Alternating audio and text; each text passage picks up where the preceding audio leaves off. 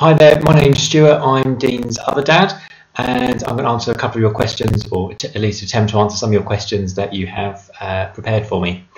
So the first one here is around contact and what my thoughts are around that.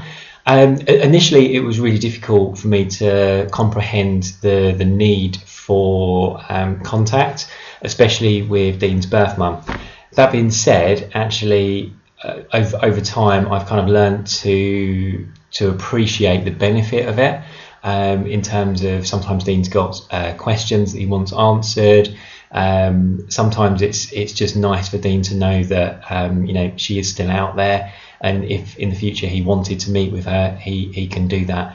I think having an open, honest forum that we can actually communicate with, I think is really beneficial, because one of the things that scared me very much at the start was actually Dean would potentially grow up and want to go and see his birth family, do that independently without any kind of guidance or support from either Rich and myself or social services, etc.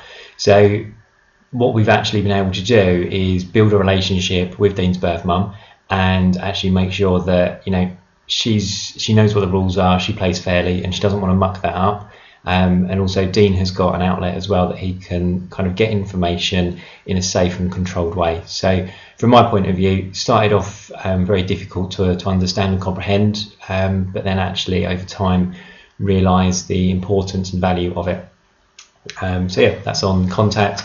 And then obviously there's different levels of contact as well. So I'm sure Rich has spoken to you already about Lisa and their family, and how close we are to those guys, and also Dean's half brother as well, that we see on a regular basis.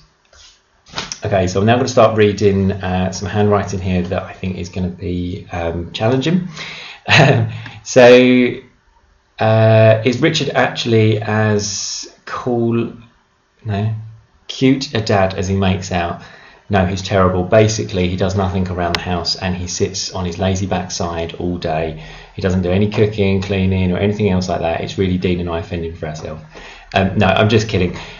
He's an absolutely amazing father and husband, and we're very lucky that he looks after us and keeps us in check as well as he does. So yeah, answer to that is yes.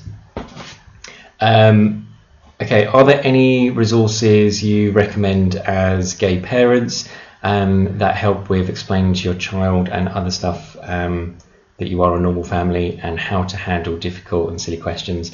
I'm going to kind of dismiss your question quite a bit here, actually, because it's just not really an issue. From a kid's perspective, they don't really care what their family looks like, as long as it's stable and there's consistency.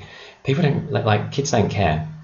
From Dean's school point of view, I think in primary school there was a couple of kids that probably said something. Dean was pretty happy to handle that, deal with that on his own, so not really an issue. When he went off to senior school, I think in year 7 one of the kids said something. Dean handled it, retaliated, and also reported it. Again, that was handled, isolated, just never kind of raised as an issue again.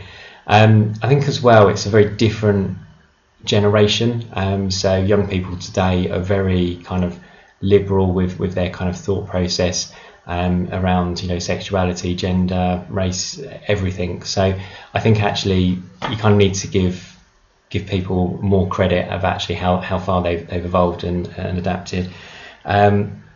No specific resources other than if you can get in touch with another couple that have maybe been through some of the same stuff, and this goes for everyone, this is not specific to same-sex couples. I think actually if you can get hold of someone and actually go, hey, do you know what, we can be kind of like buddies and go through this together. We were really lucky that we've got some friends that live not so far away from us that had adopted, I think, about a year before us. We were put in touch with, and actually we formed a lifelong friendship there. See them on a regular basis, which is really cool, because we get to kind of support each other and bounce off like sort of ideas and thoughts and stuff like that. Especially in those dark days, it's pretty good to have someone that you can lean on. It's been for already. Okay, so what is the most important thing to you on becoming an adoptive parent? I don't really define and differentiate between being an adoptive parent and, like, say like a natural parent, as my friends are. It's still the same stuff. You're still, raising a child, doing the best you can to make sure you're providing for them. You're making them as rounded as an individual as you can. What's most important? I think being consistent, being a decent person, doing the best you can. I think, that's all that anyone can ever ask. And that's all your children can ever ask from you as well. How difficult do you find it to balance work and care responsibilities, particularly in the initial post-adoptive phase? I was really lucky, actually. So I just changed jobs when we adopted Dean, and my boss was pretty lenient on giving me time off as part of our introductions and stuff like that. It is really difficult to balance work and family life, and I struggle with that at the moment. And the only thing I can suggest is make sure you've got a really good support network around you. Work as a team on stuff, and just kind of do your best. And as secondary carer, how easy or difficult do you find it to bond and form an attachment with Dean? In the early days, really difficult. It was particularly challenging because I wasn't spending any one-on-one time with Dean. So I was getting kind of more and more frustrated, and actually jealous is probably a better word to use.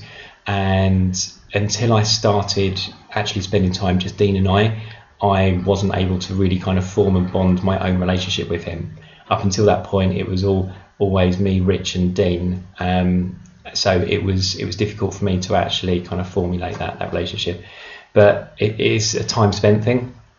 Dean is particularly fickle as well. So say, for example, over the next couple of days, so Rich has been delivering training. I've been there on hand a bit more for Dean, and as a result of that, this weekend Dean will be all over me, and he'll be coming to me for stuff as opposed to Rich. Next week it will switch back again. So he's quite fickle in that way, bless him, but wouldn't change him for the world.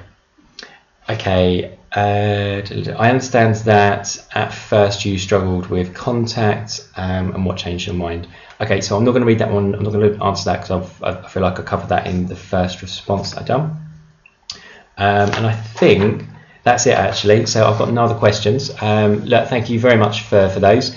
I hope you found that useful, and I wish you the best of luck with the rest of your adoption journey. Thanks.